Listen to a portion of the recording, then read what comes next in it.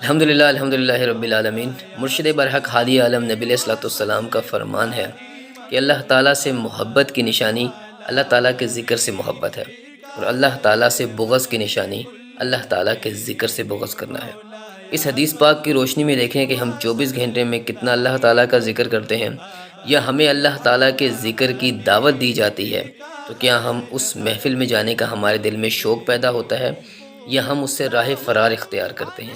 اگر ہم راہ فرار اختیار کرتے ہیں تو اس کا مطلب ہے کہ ابھی ہمارے اندر اللہ تعالیٰ کی محبت نہیں آئی۔ اور یہ محبت کیسے آئے گی؟ جب انسان کی صحبت نیک ہوگی، اس کے دوست نیک ہوں گے۔ جب دوست نیک ہوں گے تو نیکی کرنا آسان ہوگا، برائی کرنا مشکل ہو جائے گا۔ اور یہ میری بات نہیں ہے، یہ مرشد برحق ہادی عالم نبی علیہ السلام کا فرمان ہے کہ کچھ لوگ خیر کی کنجی ہوتے ہیں اور شر کا تالا، کہ جب آپ ان کے ساتھ جڑ جائیں گے، ان کی صحبت میں جا کے بیٹھیں گے تو نیکی کا شوق پیدا ہوگا اور گناہوں سے نفرت ہوگی۔ اور کچھ لوگ شر کی کنجی ہوتے ہیں اور خیر کا تالا ہوتے ہیں، کہ جب آپ کو ان کی صحبت ملے گی تو پھر کیا ہوگا کہ دل پہ غفلت چڑھ جائے گی اور گناہ کا شوق پیدا ہوگا اور نیکی سے نفرت ہو جائے گی۔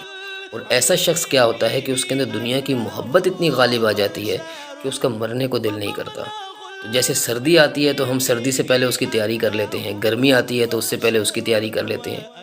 تو یہ کتنا بے وقوف شخص ہے کہ اس کے سر پہ موت منڈلا رہی ہے اور اسے پتہ ہے کہ کسی بھی وقت جو ہے وہ موت آ سکتی ہے، اور اس نے اس کی کیا تیاری کی؟ کوئی تیاری نہیں کی۔ اسی لیے نبی علیہ السلام نے فرمایا کہ انسان کے نصیحت کے لیے موت کافی ہے۔ یہ فکر انسان کے دل کے اندر اسی وقت پیدا ہوگی جب اس کی نیک صحبت اسے نصیب ہوگی۔ اور نیک صحبت میں جب وہ جائے گا اور بیٹھے گا، جب اللہ کا پاک کلام سنے گا، قرآن و حدیث سنے گا، تو انشاءاللہ قرآن و حدیث جو ہے وہ اثر سے خالی نہیں ہوتی، اس کا دل بدلے گا۔ اس کے لیے نیکی کرنا آسان ہوگا اور گناہ کرنا مشکل ہوگا۔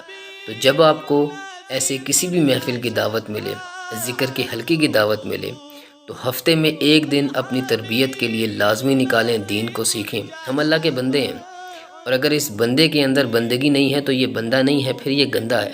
تو اگر اس بندے کے پاس اپنے رب کا علم سیکھنے کی ہفتے میں ایک دن بھی نہیں ہے، اور ایک دن میں بھی 1-2 گھنٹے اس کے پاس نہیں ہے، تو پھر یہ کیسا اللہ کا بندہ ہے؟ یقیناً یہ پھر بندہ نہیں ہے۔ تو ہم نے اللہ کا بندہ بننا ہے، کیونکہ اللہ تعالیٰ نے اپنے پاک کلام میں فرما دیا، میں نے مومنین کی جانوں کو، نفوس کو خرید لیا ہے۔ کس کے عوض؟